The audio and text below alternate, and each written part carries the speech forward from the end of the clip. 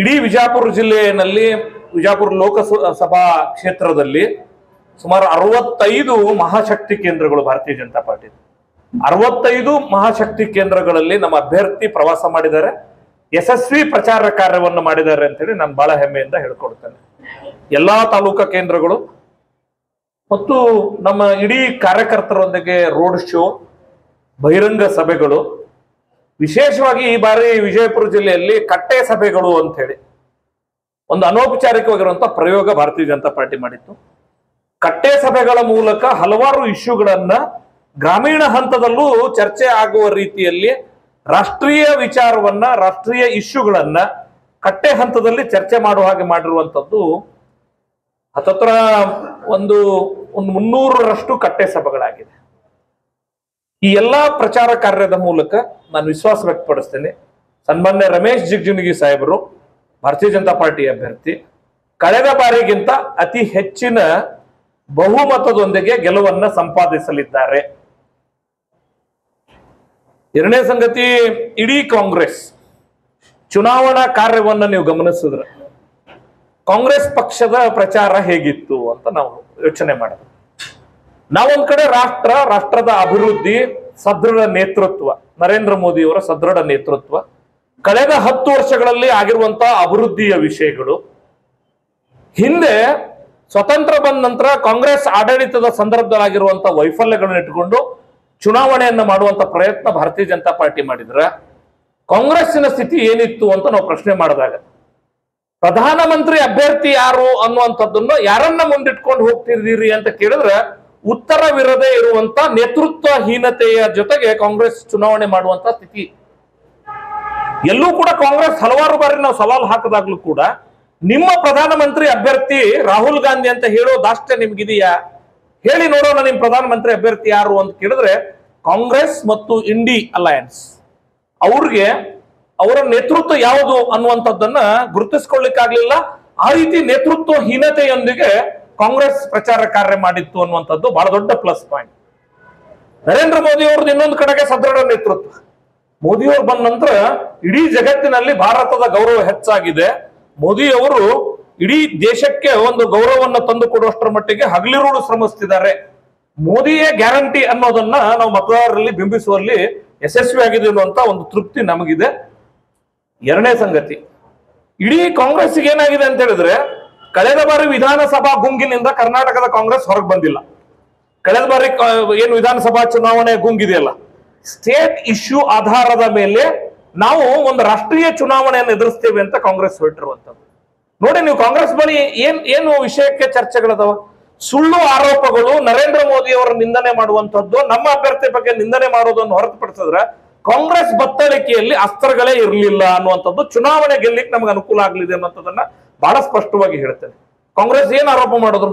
ಮೋದಿ ಅವರನ್ನ ಹೀಯಾಳಿಸುವ, ಏನೂ ಅಭಿವೃದ್ಧಿ ಮಾಡಿಲ್ಲ ಅಂತ ಸುಳ್ಳು ಹೇಳುವ, ನಾವೇನೋ ಬಹಳ ದೊಡ್ಡ ಗ್ಯಾರಂಟಿ ಕೊಟ್ಟಿದ್ದೀವಿ ಅನ್ನುವಂತ ನಂಬಿಸುವ ಪ್ರಯತ್ನವನ್ನ ಕಾಂಗ್ರೆಸ್ ಮಾಡ್ತಾ. ಆದ್ರೆ ನಮಗೆ ಯಶಸ್ಸು ಸಿಕ್ಕಿದ್ದೆಲ್ಲಿ ನೋಡಿ, ಇಡೀ ಬಿಜಾಪುರ ಲೋಕಸಭಾ ಕ್ಷೇತ್ರದೊಳಗ 19 ಲಕ್ಷಕ್ಕೂ ಹೆಚ್ಚು ಜನ ಮತದಾರರಿದ್ದಾರೆ. ಮಹಿಳಾ ಮತದಾರರ ಸಂಖ್ಯೆ ಎಷ್ಟು?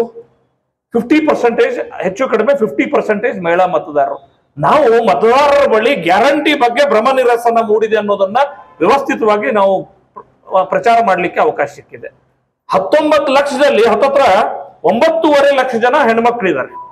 9.5 ಲಕ್ಷ ಜನ ಮತದಾರರ ಮಹಿಳೆಯರಿದ್ದಾಗ ಎಷ್ಟು ಗ್ಯಾರಂಟಿ ಇವರು ಕೊಡ್ಲಿಕ್ಕೆ ಸಾಧ್ಯ ಆಗಿದೆ? ಇಡೀ ಜಿಲ್ಲೆಯ ಗ್ಯಾರಂಟಿಯ ಸಂಖ್ಯೆ ಲಕ್ಷಕ್ಕೆ ತಲುಪಲ್ಲ. ಇದು ಕಠೋರ ವಾಸ್ತವ. ಆ ಮಹಿಳೆಯರಿಗೆ, ಬಾಕಿ ಮಹಿಳೆಯರಿಗೆ ಅನ್ಯಾಯ ಆಗಿದೆ ಅನ್ನೋದನ್ನು ಬಿಂಬಿಸುವಲ್ಲಿ ನಾ ಯಶಸ್ವಿಯಾಗಿದೆ. ನೋಡಿ, ಎಷ್ಟು ಜನ ಮಹಿಳೆಯರಿದ್ದೀರಿ, ಕೊಟ್ಟಿರೋದು ಎಷ್ಟು? 10% ಅವರಿಗೆ ಮಹಿಳೆಯರನ್ನು ತಲುಪಕ್ಕಾಗಿಲ್ಲ ಅನ್ನುವಂಥದ್ದನ್ನ ನಾವು ವ್ಯವಸ್ಥಿತವಾಗಿ ಪ್ರಚಾರ ಮಾಡುವಂತ ಕೆಲಸ ಮಾಡಿದ್ವಿ. ಕಾಂಗ್ರೆಸ್ ಗ್ಯಾರಂಟಿ ಅದೊಂದು ಭ್ರಮೆ, ಸುಳ್ಳು, ಅದೊಂದು ಮೋಸ ಅನ್ನುವಂಥದ್ದನ್ನ ನಾವು ಬಿಂಬಿಸಿದೀವಿ. ಇನ್ನೊಂದ್ ಕಡೆಗೆ ಮೋದಿ ಹೇಳಿರೋ ಗ್ಯಾರಂಟಿಗಳಲ್ಲೂ ಕೂಡ ಇವತ್ತಿಲ್ಲ ನಾಳೆ ಜನರಿಗೆ ಸಾಕಾರಗೊಳ್ಳುತ್ತೇವೆ ಅನ್ನುವಂಥದ್ದನ್ನ ನಾವು ಬಹಳ ವ್ಯವಸ್ಥಿತವಾಗಿ ಪ್ರಚಾರ ಕಾರ್ಯದಲ್ಲಿ ಬಳಸ್ಕೊಂಡಿದ್ವಿ. ಈ ರೀತಿ ವಿಷಯಾಧಾರಿತವಾಗಿ ಚುನಾವಣೆ ಮಾಡುವಲ್ಲಿ ಭಾರತೀಯ ಜನತಾ ಪಾರ್ಟಿ ನಾವು ಯಶಸ್ವಿಯಾಗಿದೆ. ಒಂದು. ಎರಡನೇ ಸಂಗತಿ, ಇನ್ನು ದೇಶ ಮಟ್ಟದಲ್ಲಿ ಕಾಂಗ್ರೆಸ್ಸಿನ ನೇತೃತ್ವಹೀನತೆ, ರಾಜ್ಯದ ಕಾಂಗ್ರೆಸ್ಸಿನ ಒಂದು ಆಡಳಿತ, ಕಳೆದ 1 ವರ್ಷದ ಆಡಳಿತ ಯಾವ ರೀತಿ ಕಳೆದ 1 ವರ್ಷದಲ್ಲಿ ಆಂಟಿ ಇನ್ಕಂಬನ್ಸಿ ಇದೆ ಕರ್ನಾಟಕದ ಕಾಂಗ್ರೆಸ್ ಸರ್ಕಾರಕ್ಕೆ ಅನ್ನುವಂಥದ್ದನ್ನು ನಾವು ಪ್ರಚಾರ ಮಾಡಿದ್ವಿ. ಒಂದೇ ವರ್ಷದಲ್ಲಿ ಈ ಸರ್ಕಾರದ ಬಗ್ಗೆ ಜನರಿಗೆ ಭ್ರಮ ನಿರಸನ ಆಗಿದೆ. ಉದಾಹರಣೆಗಾಗಿ ಯಾವ ಕಾಂಟ್ರಾಕ್ಟರು ಹಿಂದಿನ ಬಿಜೆಪಿ ಸರ್ಕಾರದ ಮೇಲೆ ಆರೋಪ ಮಾಡಿದ್ರು, ಅದೇ ಕಾಂಟ್ರಾಕ್ಟರ್ಸು ಈ ಸರ್ಕಾರದ ಮೇಲೆ ಆರೋಪ ಮಾಡೋದಷ್ಟೇ ಅಲ್ಲ, ಕೋರ್ಟಿಗೆ ಹೋಗುವಷ್ಟರ ಮಟ್ಟಿಗೂ ಸ್ಥಿತಿಗತಿಗಳು ನಡ್ಕೊಂಡಿದ್ರು. ಒಂದು ರೀತಿಯ ಭ್ರಮ ನಿರಸನ, ಒಂದು ಆಡಳಿತ ವಿರೋಧಿ ಭಾವನೆ. ಕರ್ನಾಟಕದ ಕಾಂಗ್ರೆಸ್ ವಿಫಲ ಆಗಿದೆ. ಒಂದೇ ಒಂದು ಕಾಮಗಾರಿಗೆ ಇವರು ಅಡಿಗಲ್ಲು ಹಾಕುವ, ಶಂಕುಸ್ಥಾಪನೆ ಮಾಡುವ ಅಥವಾ ಲೋಕಾರ್ಪಣೆ ಮಾಡುವ ಕೆಲಸ ಈ ಒಂದು ವರ್ಷದೊಳಗಾಗಿಲ್ಲ. MLA-ಗಳಿಗೂ ಅನುದಾನ ಕೊಡುವಲ್ಲಿ ಈ ಸರ್ಕಾರ ವಿಫಲವಾಗಿದೆ. ವಿಶೇಷವಾಗಿ ಕಾಂಗ್ರೆಸ್ ಶಾಸಕರಲ್ಲೇ ಒಂದು ವರ್ಷದ ಹಿಂದೆ ಸಿಕ್ಕಾಪಟ್ಟೆ ದುಡ್ಡು ಹಂಚಿ ನಾವು MLA ಆಗಿಬಿಟ್ವಿ, ಸಿಕ್ಕಾಪಟ್ಟೆ ದುಡ್ಡು ಖರ್ಚು ಮಾಡಿ MLA ಆಗಿದ್ದೀವಿ. ಒಂದೇ ಒಂದು ರೂಪಾಯಿ ಅನುದಾನ ಬರುವುದಿಲ್ಲ ಅಂದ್ರೆ ನಮ್ಮ ಶಾಸಕ ಸ್ಥಾನ ಹೆಂಗ್ ನಿಭಾಯಿಸೋಣ ಅನ್ನುವಂತ ಅತೃಪ್ತಿ, ಆಂಟಿ ಇನ್ಕಂಬನ್ಸಿ ಜನರ ಮಟ್ಟದಲ್ಲಿ ಮಾತ್ರ ಅಲ್ಲ, ಕಾಂಗ್ರೆಸ್ ಶಾಸಕರ ಮಟ್ಟದಲ್ಲೂ ಆ ಅತೃಪ್ತಿ ಇದೆ, ಆಂಟಿ ಇನ್ಕಂಬನ್ಸಿ ಇದೆ. ಈಗಿನ ಕಾಂಗ್ರೆಸ್ ಸರ್ಕಾರ, ಸಿದ್ದರಾಮಯ್ಯನವರು DK ಶಿವಕುಮಾರ್ ನೇತೃತ್ವದ ಸರ್ಕಾರದ ಮೇಲೆ ಆ ಆಂಟಿ ಇನ್ಕಂಬನ್ಸಿ ಇದೆ. ಅದು ಕಾಂಗ್ರೆಸ್ ಒಳಗಡೆ ಒಂದು ರೀತಿ ಅದನ್ನು ವಿಶ್ವಾಸ ವ್ಯಕ್ತಪಡಿಸ್ತೀನಿ. 4ನೇ ದಿನ ಜಿಲ್ಲೆಗೆ ಬರುವುದಾದ್ರೆ ನಿಮ್ಮೆಲ್ಲರಿಗೂ ಕೂಡ ನಂದು ಬಹಳ ಸವಿನಯವಾಗಿ ಕೇಳ್ತೇನೆ. ಪ್ರೊಫೆಸರ್ ರಾಜು ಆಲ್ಗೂರ್, ನಮಗೆ ಅವ್ರ ಬಗ್ಗೆ ಗೌರವ ಇದೆ. ಅವ್ರು ಪ್ರೊಫೆಸರ್ ಆಗಿ ಒಳ್ಳೆ ಸಂಘಟಕರಾಗಿ ಕೆಲಸ ಮಾಡಿರೋರು. ಆದ್ರೆ ಕಾಂಗ್ರೆಸ್ಸಿಗರಿಗೆ ನಿಜವಾಗ್ಲೂ ರಾಜು ಆಲ್ಗೂರ್ ಬಗ್ಗೆ ಆ ಗೌರವ ಇದೆಯಾ? ನಂದು ಪ್ರಶ್ನೆ ನಿಮ್ಮೆಲ್ಲರ ಮುಖಾಂತರ. ಏನಾಯ್ತು ಸರ್, 2018 ಸಿಟ್ಟಿಂಗ್ MLA. ನಿಜವಾಗ್ಲೂ ಕೂಡ ರಾಜಕೀಯ ಕ್ಷೇತ್ರವನ್ನು ನೀವು ನೋಡಿದಿರಿ. ರಾಜಕೀಯ ಕ್ಷೇತ್ರಗಳಲ್ಲಿ ಸಿಟ್ಟಿಂಗ್ MLA-ಗೆ ಟಿಕೆಟ್ ನಿರಾಕರಣೆ ಯಾವಾಗ ಆಗ್ತದ? ಅವ್ರ ಬಗ್ಗೆ ಪಕ್ಷದಲ್ಲಿ, ಅವ್ರ ಬಗ್ಗೆ ಕ್ಷೇತ್ರದಲ್ಲಿ ಜನಪ್ರಿಯತೆ ಕಡಿಮೆ ಆಗ್ಯದಂದ್ರೆ ಮಾತ್ರ ಯಾವುದೇ ರಾಜಕೀಯ ಪಕ್ಷ ಟಿಕೆಟ್ ನಿರಾಕರಣೆ ಮಾಡ್ತದ. ರಾಜು ಆಲ್ಗೂರ್ ಅವರು ನಾಗ್ಟಾನ್ ಕ್ಷೇತ್ರದ ಶಾಸಕರಾಗಿ ಕೆಲಸ ಮಾಡಿರೋರು, ಅವ್ರಿಗೆ ಕಾಂಗ್ರೆಸ್ ಪಕ್ಷ ಟಿಕೆಟ್ ನಿರಾಕರಣೆ ಯಾವ ಕಾರಣಕ್ಕೆ ಮಾಡಿತ್ತು ಅಂತ ಬಹಿರಂಗ ಪಡಿಸ್ಲಿ ಚುನಾವಣೆ ಒಳಗಡೆ. ರಾಜು ಆಲ್ಗೂರ್ ಅವ್ರಿಗೆ ನೀವ್ಯಾಕೆ ಟಿಕೆಟ್ ನಿರಾಕರಣೆ ಮಾಡಿದ್ರೆ 2018 ಒಂದೇದು. ಎರಡನೇದು 2023 ಕೂಡ ಅವರು ಟಿಕೆಟ್ ನಿರಾಕರಣೆ ಮಾಡಿದ್ರೆ ಯಾವ ವ್ಯಕ್ತಿಯನ್ನ ನಾಗ್ಟಾನ್ ಮತಕ್ಷೇತ್ರದ ವಿಧಾನಸಭಾ ಅಭ್ಯರ್ಥಿಯಾಗಿ ನೀವು ಒಪ್ಕೊಳ್ಳಿಕ್ ರೆಡಿ ಇಲ್ಲ ಕಾಂಗ್ರೆಸ್, ಲೋಕಸಭೆಗೆ ಹೇಗ್ ಕೊಟ್ರಿ?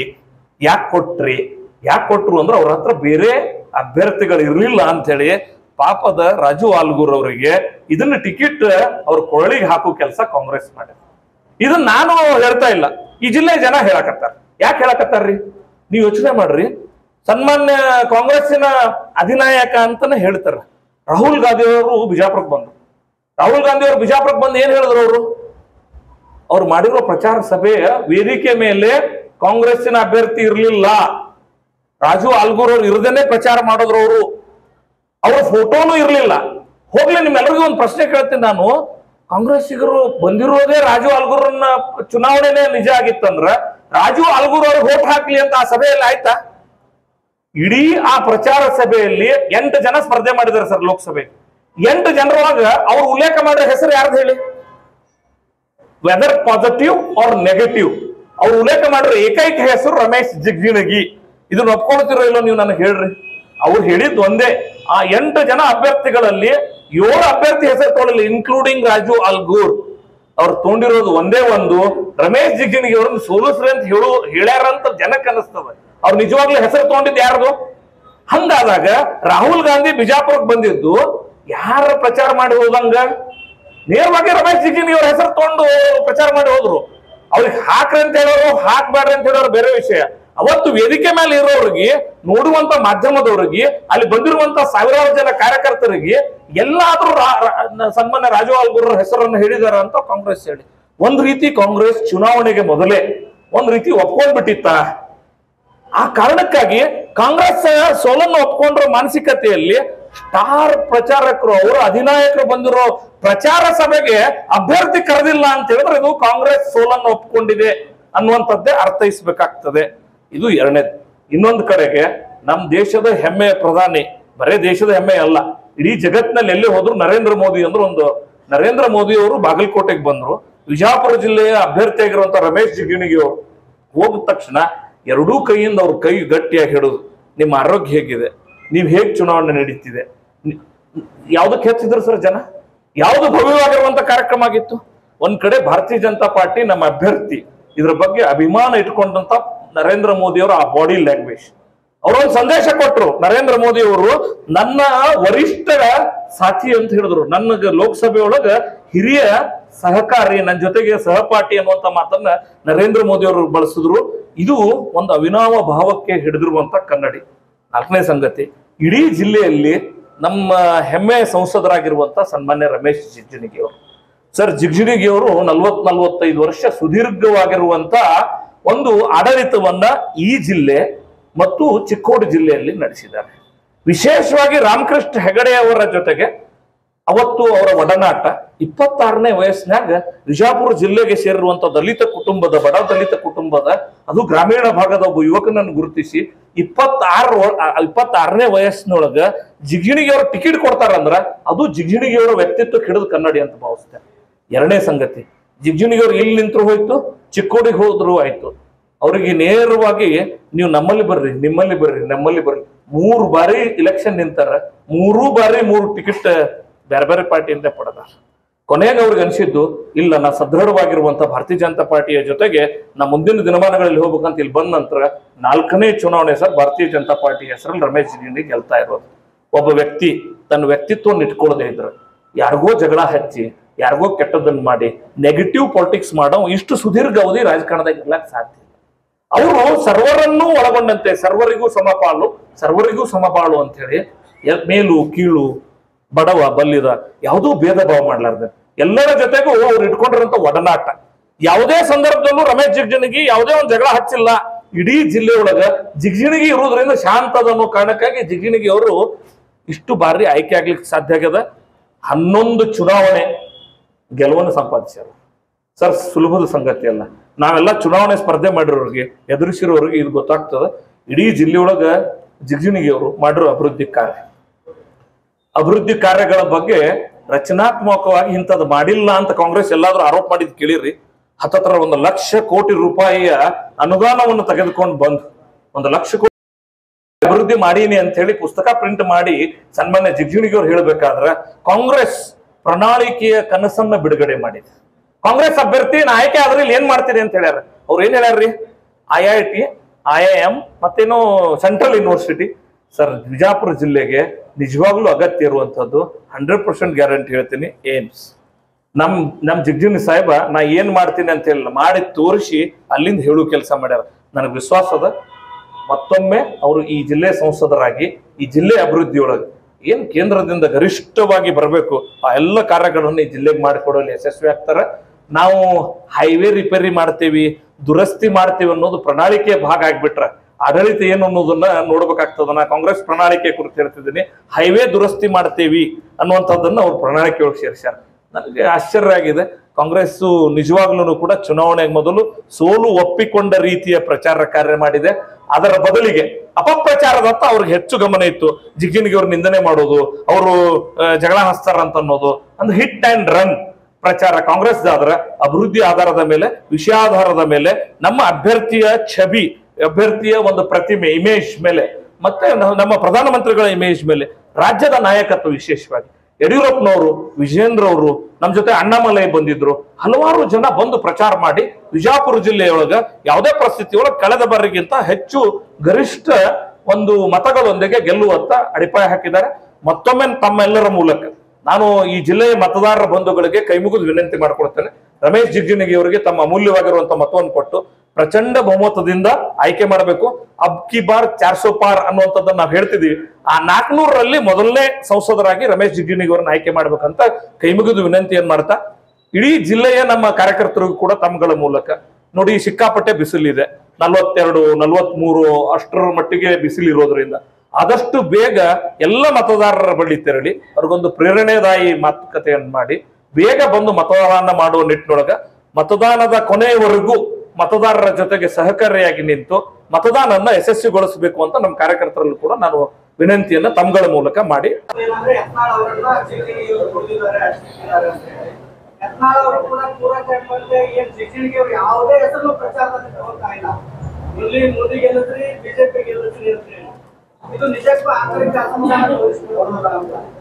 ಸರ್, ಯಾವಾಗಂದ್ರ ನನ್ನ ಬಗ್ಗೆ ನನಗೆ ಹೇಳ್ಕೊಳಕ್ ಇರ್ಲಾರದಾಗ ಮಂದಿ ಮನಿ ಚಿಂತೆ ಮಾಡಿದಿರತ್ತೆ.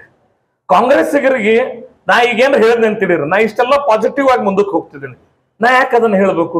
ನೋಡ್ರಿ, ಸ್ವತಃ ಜಿಗಜಿಣಗಿ ಅವರು ಏನ್ ಹೇಳಿದ್ರು, ನಾ ಯಾರಿಗೂ ಅನ್ಯಾಯ ಮಾಡಿಲ್ಲ, ಬಸನಗೌಡರ ವಿಷಯದೊಳಗೆ ಯಾವತ್ತೂ ಅವ್ರು ಹೇಳಿರೋದನ್ನ ನಾನು ನಿರಾಕರಣೆ ಮಾಡ್ತೀನಿ ಅಂತ ಹೇಳಿ ಮುಗಿಸ್ಬಿಟ್ರೆ. ಈಗ ನನಗನ್ನಿಸ್ತದ ಅವ್ರಿಗೆ ಏನ್ ಬೇಕಾಗ್ಯದ, ಬಸವನಗೌಡರಿಗೆ ಮುಖ್ಯಮಂತ್ರಿ ಮಾಡುವಲ್ಲಿ ಇವರು ಮಾಡ್ಲಿಲ್ಲ ಅಂದ್ರೆ ಈ ಮನೆಯೊಳಗೆ ಜಗಳ ಹಚ್ಚಿ ಅದ್ರೊಳಗೆ ಏನಾರ ಲಾಭ ಆಗ್ತದ ಅಂತ ಒಂದು ಪ್ರಯತ್ನವನ್ನ ಕಾಂಗ್ರೆಸ್ ಮಾಡ್ಯದ. I feel pity on them. I feel pity. ಏನಂದ್ರ ಇಷ್ಟು ಮಟ್ಟಿಗೆ ನೀವು ಚುನಾವಣೆ ಪ್ರಚಾರಕ್ಕೆ ನಿಮ್ಗೆ ಅನಿವಾರ್ಯ ಆಗ್ಬಿಡುತ್ತ. ಹಂಗ ನಾ ಹೇಳ್ದೆ ಅಂತೀರಿ, ಹಂಗ ನಾ ಹೇಳಕ್ ಹೋದ್ನೆ ಅಂತೀರಿ, ಹೇಳ್ಬಾರ್ದಾನ? ಆದ್ರೂ ನೀವು ಕೇಳಿರ ಅಂದ್ರೆ ಹೇಳ್ಬೇಕಾಗ್ತದೆ ಕಾಂಗ್ರೆಸ್ ಬಗ್ಗೆ.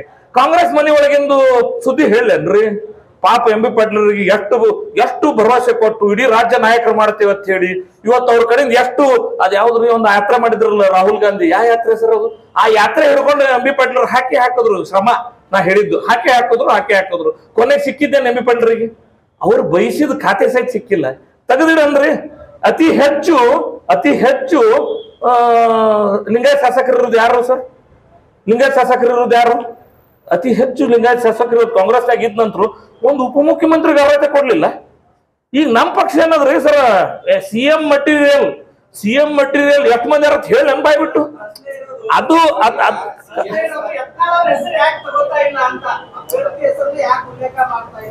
ಸರ್ ಯತ್ನಾಳ್ರು ನಾ ಇದ್ದಾಗೆ ಅಭ್ಯರ್ಥಿ ಹೆಸರು ಉಲ್ಲೇಖ ಮಾಡ್ರ. ಅಭ್ಯರ್ಥಿ ಅವ್ರು ನಕ್ಕೋತಿದ್ದ ಫೋಟೋ ಕೊಡ್ತೀನಿ 100%. ಇಬ್ರು ನಕ್ಕೋತ್ ಒಂದೇ ಕಾಡ್ ಹಾಕೋತ್ ಮಾತಾಡಿದ್ರು ನಿಮ್ ಫೋಟೋ ಕೊಡ್ತೀನಿ.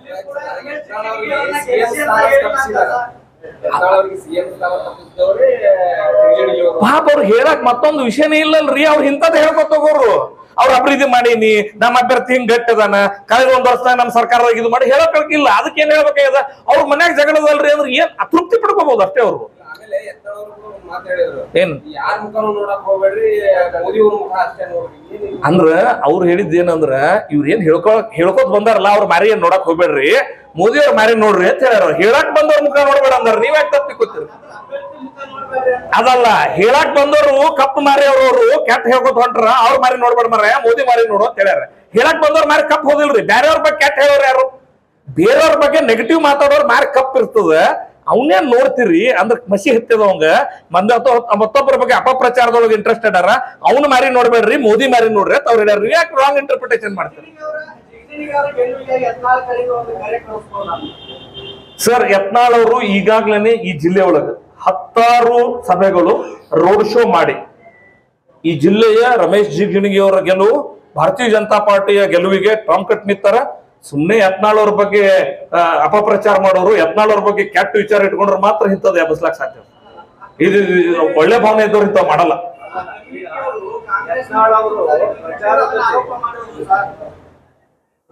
ಅಲ್ಲ, ಚುನಾವಣಾ ಈ ಪ್ರಚಾರದಲ್ಲಿ ಯತ್ನಾಳ್ ಅವರು ಅಭ್ಯರ್ಥಿ ಪರವಾಗಿ ಎಲ್ಲೂ ಮತ ಕೇಳ್ತಾ ಇಲ್ಲ. ಕೇಳಿದ ಅವ್ರು ಏನು ಬರೀ ಬೈದಾಟ ಮತ್ತು ಮುಂದಿನ CF ಬುಲ್ಡೋಜರ್ ಖರೀದಿ ಆ ಲೆಕ್ಕದಲ್ಲಿ ಪ್ರಚಾರ ನಡೀತಾ ಇದೆ ಹೊರತು ಅಭ್ಯರ್ಥಿ ಪರವಾಗಿ ಎಲ್ಲೂ ಅವ್ರು ಕೇಳ್ತಾ ಇಲ್ಲ. ಸರ್, ಯತ್ನಾಳ್ ಅಂದ್ರೆ ಒಂದು ಸ್ಟೈಲ್. ಯತ್ನಾಳ್ ಅವ್ರದೇ ಆಗಿರುವಂತ ವಿಭಿನ್ನ ಶೈಲಿ ಇದೆ ಅಂತ ಹೇಳಿ ಅವ್ರ ಜನಪ್ರಿಯರದ. ಯತ್ನಾಳ್ ಅವ್ರು ಏನ್ ಮಾಡೋದ್ರು ಅವ್ರ ಶೈಲಿಯಲ್ಲೇ ಮಾಡ್ತಾರ. ಜನ ಏನ್ ನಿರೀಕ್ಷೆ ಮಾಡ್ತಾರೆ ಯತ್ನಾಳ್ ಅವ್ರು ಅದನ್ನ ಮಾಡ್ಕೋತ ಹೋಗಿದ್ರು ಅಂದ್ರೆ ಅವ್ರು ಈ ರಾಜ್ಯ ನಾಯಕರಾಗಿ ನಮ್ಮ ಸ್ಟಾರ್ ಪ್ರಚಾರಕರಾಗಿ ಇಷ್ಟೆಲ್ಲಾ ಕಡೆ ಡಿಮಾಂಡ್ ನಮಗ್ ಕೊಡ್ರಿ ನಿಮಗ್ ಕೊಡ್ರಿ ಅಂತ ಇಷ್ಟ ಆಗ್ತಿತ್ತು. ಯತ್ನಾಳ್ ಅವ್ರು ಅವ್ರದೇ ಆಗಿರುವಂತ ಒಂದು ಸ್ಟೈಲಿಗೆ ಅವ್ರು ಜನಪ್ರಿಯರಾಗ್ಯಾರ. ಅವ್ರು ಅದೇ ಸ್ಟೈಲ್ನಾಗೆ ಮಾತಾಡ್ಬೇಕು. ಅದು ಜನ ಅದನ್ನೇ ಒಪ್ಕೋತಾರೆ. ಈಗ ಬೇರೆಯವ್ರು ನಿರೀಕ್ಷೆ ಮಾಡಿರೋ ಸ್ಟೈಲ್ನಾಗ ನಾ ಮಾತಾಡ್ಕೋತ ಹೋದ್ರೆ ಅದ್ ಹೆಂಗ್ ನಡೀತದ್ರಿ? ಯತ್ನಾಳ್ ಸ್ಟೈಲ್ನಾಗ ಯತ್ನಾಳ್ ಮತಯಾಚನೆ ಮಾಡ್ತಾರ. 100% ಜಿಗ್ಜಿಣಿ ಅವ್ರ ಮಾಡ್ಯಾರ, ಮತ್ ಮುಂದೂ ಮಾಡ್ತಾರೆ.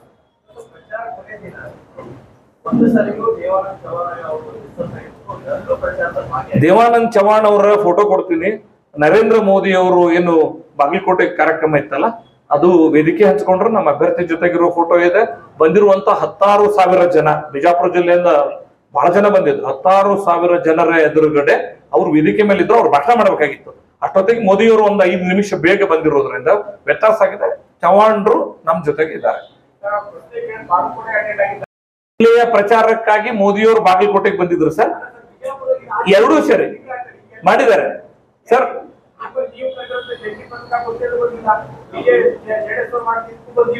ಅನ್ನ ಹೇಳಿದ್ರೆ ಒಬ್ಬೊಬ್ರದ್ದು ಒಂದು ಸ್ಟೈಲ್ ಇರ್ತದೆ, ಅವ್ರದೇ ಶೈಲಿ ಒಳಗೆ ನಮ್ ಪ್ರಚಾರ ಮಾಡತ್ತಾರ.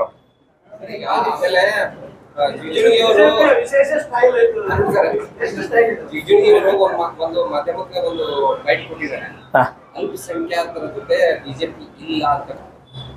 ನನಗದ್ರ ಮಾಹಿತಿ ಇಲ್ಲ. ಮತ್ತ ಅದು ಅವರು ಹಂಗ ಹೇಳಿರ್ಲಿಕ್ಕಿಲ್ಲ. ಆ ವಿಶ್ವಾಸ ನಾ ವ್ಯಕ್ತಪಡಿಸ್ತೀನಿ. ಇರ್ಬೋದು, ಆದ್ರೆ ನನಗ್ ಆ ರೀತಿ ಮಾಹಿತಿ ಇಲ್ಲ. ಮತ್ ಅವ್ರು ಹೇಳಿದ್ರೆ ನಾ ರಿಯಾಕ್ಟ್ ಮಾಡೋದು ಸರಿಯಾಗಲ್ಲ. ಅಕಸ್ಮಾತ್ ಹಂಗೇನಾಗಿದ್ರೆ ಅವ್ರ ಗಮನಕ್ಕೆ ತರ್ತೀನಿ. ಅದು ಏನ್ ಕಟ್ ಅಂಡ್ ಪೇಸ್ಟ್ ಮಾಡ್ಯಾರು, ಏನೇನೋ ಬಂದವಲ್ರಿ ಈಗೆಲ್ಲ ಟೆಕ್ನಾಲಜಿ ಅಂತ ಸರಳದನ್ರಿ. ಒಟ್ಟು ಜೂನ್ 4ನೇ ತಾರೀಕು ಪಟಾಕಿ ಹಚ್ಚಾರ ಯಾರು? 100ಕ್ಕೆ 100 ಜೂನ್ 4ಕ್ಕೆ ಭಾರತೀಯ ಜನತಾ ಪಾರ್ಟಿಯ ಪರವಾಗಿ ಇಡೀ ದೇಶದೊಳಗ 400ಕ್ಕಿಂತ ಹೆಚ್ಚು ಕ್ಷೇತ್ರದೊಳಗ ಪಟಾಕಿ ಹಚ್ತೇವಿ. ಅದ್ರೊಳಗ ಮೊದಲನೇ ಪಟಾಕಿ ಬಿಜಾಪುರ್ನಾಗ ಹಚ್ತೇವಿ ಜಿಗಣಿ ಮುತ್ತನ್ ಪರವಾಗಿ. ಆಲ್ಗೂರ್ ಅವರ ಒಂದು ಸ್ಟೇಟ್ಮೆಂಟ್ ನೀವು ನೋಡಿದಿರಿ. ಆಲ್ಗೂರ್ ಅವರ ಸ್ಟೇಟ್ಮೆಂಟ್ ಅವ್ರು ಕೊಟ್ಟಂತಹ ಒಂದು ಚಾಲೆಂಜಿಗೆ ಜಿಗಣಿ ಸಾಹೇಬರಾಗಲಿ ನಿಮ್ಮ ಬಿಜೆಪಿ ಆಗಿ ಒಪ್ಕೊಳ್ಳುತ್ತಾ ಅಥವಾ ಚಾಲೆಂಜ್ ಮಾಡುತ್ತಾ? ಕಾಲವೇ ಉತ್ತರ ಹೇಳುತ್ತೆ. ಕಾಲವೇ ಉತ್ತರ ಹೇಳುತ್ತೆ. ಕೆಲವೊಂದು ಪ್ರಶ್ನೆಗಳಿಗೆ ನಾವು ಮನುಷ್ಯರ ಉತ್ತರ ಹೇಳಿದ್ರೆ ಆಗಲ್ಲ, ಕಾಲವೇ ಉತ್ತರ ಹೇಳುತ್ತೆ. ಅವ್ರು ಆರೋಪ ಮಾಡ್ಯಾರ, ಜನ ಸವಾಲ್ ಹಾಕಿದ್ದಾರೆ, ಆ ಸವಾಲಿಗೆ ಜನತೆ ಉತ್ತರಿಸುತ್ತಾರೆ. ದೂದ್ ಕಾ ದೂದ್ ಪಾನಿ ಕಾ ಪಾನಿ. ಜನರು ನಾಳೆ ಪೋಲಿಂಗ್ ಬೂತ್ ಮೂಲಕ ಉತ್ತರ ಕೊಡ್ತಾರೆ.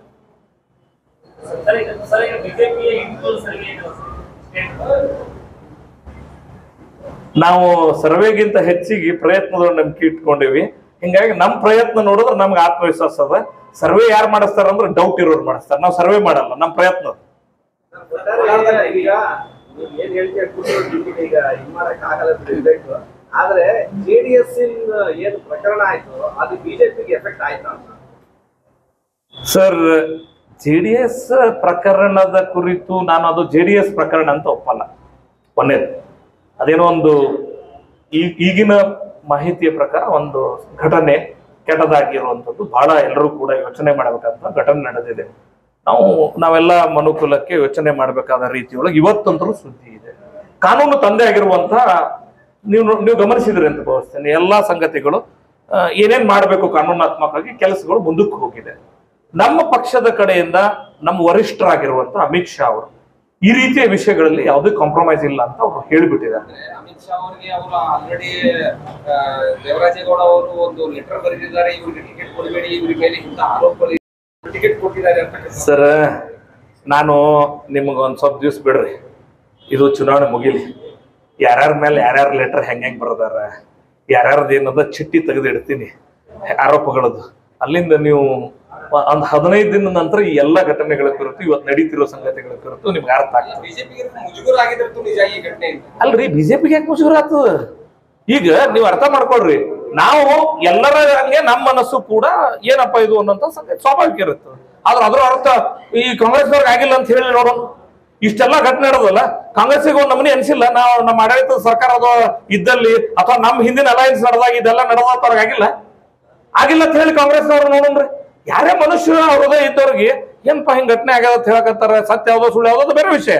ಆದ್ರೆ ಹಿಂಗ್ ಘಟನೆ ನಡೆದ ಅಂತ ಹೇಳ್ತಾರ ಅಂದ್ರೆ ಮನಸ್ಸು ಸ್ವಲ್ಪ ಅನಿಸ್ತದಿಲ್ರಿ, ಸಂಕಟ ಅನಿಸ್ತದ. ಹಂಗ ಕಾಂಗ್ರೆಸ್ಸಿಗೂ ಸಂಕಟ ಆಗ್ಬೇಕು, ಬಿಜೆಪಿಗೂ ಸಂಕಟ ಆಗ್ಬೇಕು, ಜೆಡಿಎಸ್ಗೂ ಸಂಕಟ ಆಗ್ಬೇಕು. ಇಂಥದ ವಿಷಯಗಳಲ್ಲಿ ಇದು ಬಹಳ ಸ್ಪಷ್ಟ.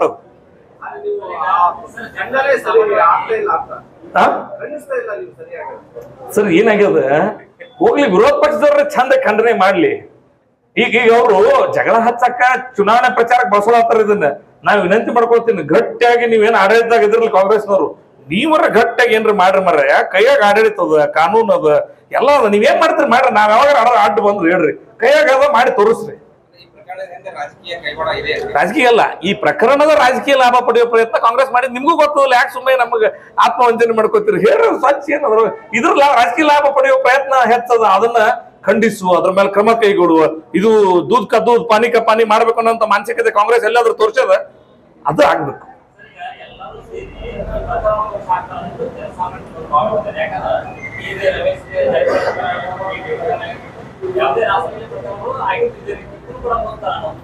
ಸರ್, ಸ್ವಾತಂತ್ರ್ಯ ಬಂದ ಸಂದರ್ಭದೊಳಗ ಹಿರಿಯರು ಬಹಳ ಚಂದ ಹೇಳ್ಯಾರ, ಸದಾ ಜಾಗೃತಿ ಸ್ವಾತಂತ್ರ್ಯ ರಕ್ಷಣೆಗಿರುವ ಏಕೈಕ ಮಾರ್ಗ. ಜನ ನಾವು ಜಾಗೃತರಾಗಿದ್ರ ಯಾರು ಮುಚ್ಚಿ ಹಾಕ್ಬೇಕಂದ್ರೂ ಆಗಲ್ಲ. ಖಂಡಿತ ನನಗೆ ವಿಶ್ವಾಸ ಇದೆ, ಈ ರೀತಿ ವಿಷಯಗಳಲ್ಲಿ ಜನರು ಬಹಳ ಸೆನ್ಸಿಟಿವ್ ಇರ್ತಾರೆ, ಅಷ್ಟು ಸುಲಭ ಮುಚ್ಚಿ ಹೋಗಲ್ಲ ಅಂತ ನನ್ಗೆ ಅನಿಸ್ತು. ಮುಚ್ಚಿ ಯಾರು ಹಾಕ್ತಾರ ಸರ್? ಅವ್ರು ಮುಚ್ಚಿ ಹಾಕ್ತಾರ ಡೌಟ್ ನಿಮ್ ಮನಸ್ಸೇ ಬಂದವಲ್ಲ, ಅದನ್ನ ನೀವು ಮೊದಲು ಪ್ರಕಟ ಮಾಡಿ ಸರ್. ಕಾಂಗ್ರೆಸ್ ನೀವು ಒಂದು ಮೊದಲು ಪ್ರಶ್ನೆ ಏನ್ ನಾಳೆ ಒಂದು ಬ್ಲಾಕ್ ಮಾಡ್ರಿ. ಕಾಂಗ್ರೆಸ್ನವ್ರು ಮುಚ್ಚಿ ಹಾಕ್ತಾರ ಅಂತ ಪೇಪರ್ನವ್ರಿಗೆ ಅನ್ಸಕತ್ತದ ಅಂದ್ರೆ ಖಂಡಿತ ಒಂದು ರಾಜಕೀಯ ಪಕ್ಷವಾಗಿ ಬಿಜೆಪಿ ಏನ್ ಮಾಡ್ಬೇಕು ಮಾಡೇ ಮಾಡ್ತೀವಿ. ಇಲ್ರಿ, ಇಲ್ಲ ನೋಡ್ರಿ, ಮಾನವ ಹೃದಯದ ಮನುಷ್ಯಾಗ ಮಾನವ ಹೃದಯದ ಮನುಷ್ಯಾಗ ಈ ತರದ ಘಟನೆ ನಡೆದಾಗ ಸ್ವಲ್ಪ ಮನುಷ್ಯರಾದವ್ರಿಗೆ ಅನಿಸ್ತದ. ನನಗೆ ಕಾಂಗ್ರೆಸ್ ಅವ್ರಿಗೆ ಅನಿಸ್ತದೆ ಗೊತ್ತಿಲ್ಲ. ಬಿಜೆಪಿ ಬಯಸಿದ್ದು ಅದೇ ಹಾಲುವನ್ನ ಕಾಂಗ್ರೆಸ್ ಮಾಡ್ತಿರೋದು ಅದೇ ಒಟ್ಟಾರೆ ಅನುಕೂಲ ಆಗಿದೆ ಅಂತ.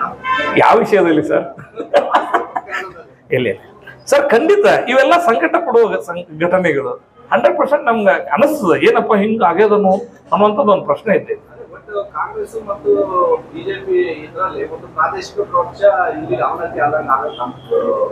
ನನ್ಗೇನ್ ಅನ್ಸಲ್ಲ. ದೇವೇಗೌಡರಂತ ವರಿಷ್ಠರು ಯಾವುದೇ ಪಕ್ಷಕ್ಕೂ ಏರಿಳಿತಗಳು ಇದ್ದೇ ಇರ್ತಾವ, ಕಷ್ಟ ನಷ್ಟಗಳು ಇದ್ದೇ ಇರ್ತಾವ. ನನಗನ್ನಿಸ್ತದ ಖಂಡಿತವಾಗಿಯೂ ಬರಲಿರುವಂತ ದಿನಗಳಲ್ಲಿ ಕರ್ನಾಟಕದ ರಾಜಕಾರಣ ಬಹಳ ಪ್ರಬುದ್ಧ ರಾಜಕಾರಣ. ಅವರು ಯಾರ್ಯಾರ ಯೋಗ್ಯತೆಗೆ ಅನುಸಾರವಾಗಿ ಅವ್ರವ್ರಿಗೆ ಅವಕಾಶಗಳನ್ನ ಸಲ್ಲಿಸ್ತಾರ ಅಂತ ನನಗೆ ವಿಶ್ವಾಸ.